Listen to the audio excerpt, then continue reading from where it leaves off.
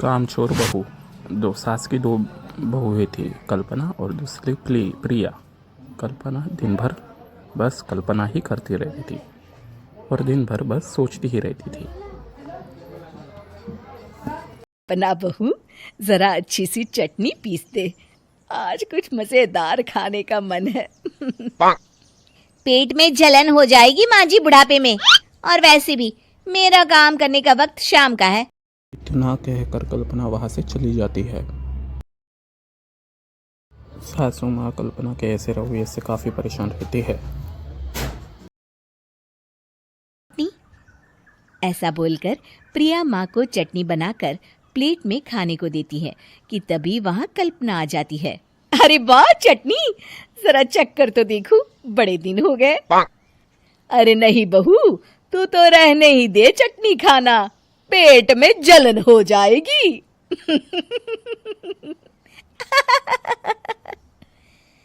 इतना कहकर कांता और प्रिया दोनों हंसने लगते हैं।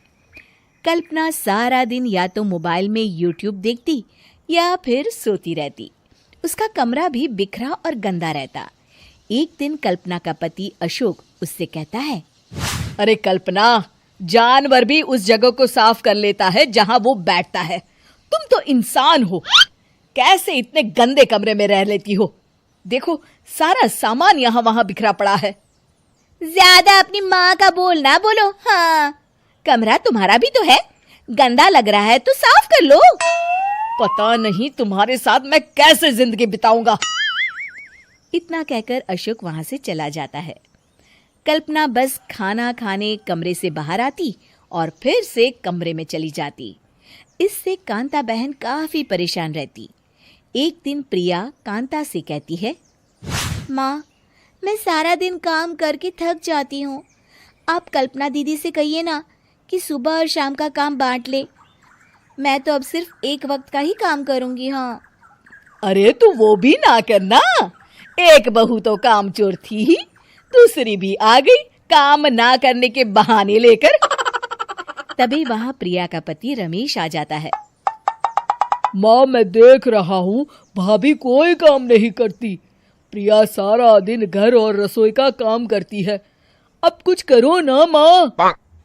कांता मन में कुछ सोचती है और कल्पना के पास जाती है। कल्पना फोन पर मेकअप करना देख रही होती है।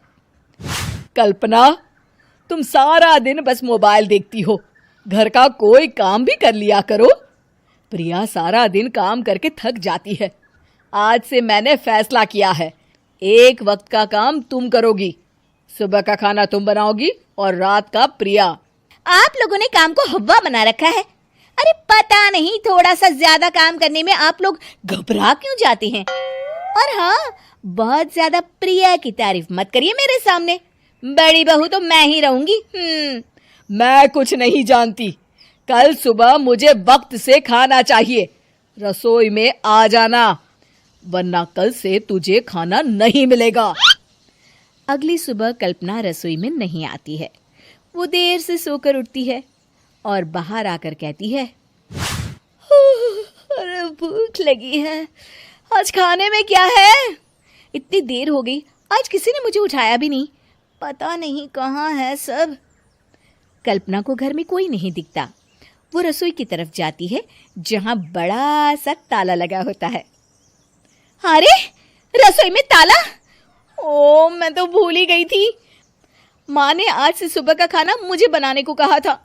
हे भगवान, इतने लोगों का खाना बनाना क्या आसान है? तभी घर के सारे सदस्य बाहर से वापस आते हैं। वाह माँ जी, मजा आ गया छोले भटूरे खाकर।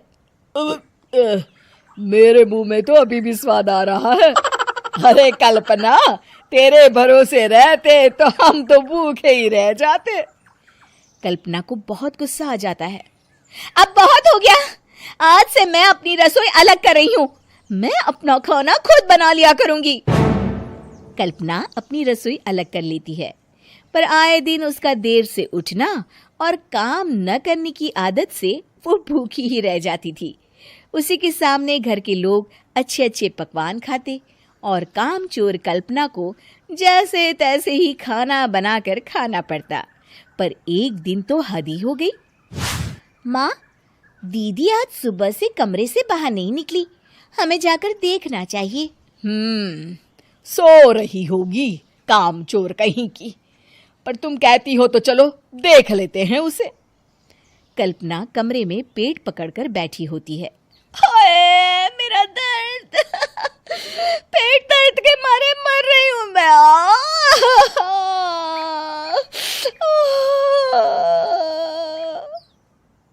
अरे दीदी, क्या हुआ?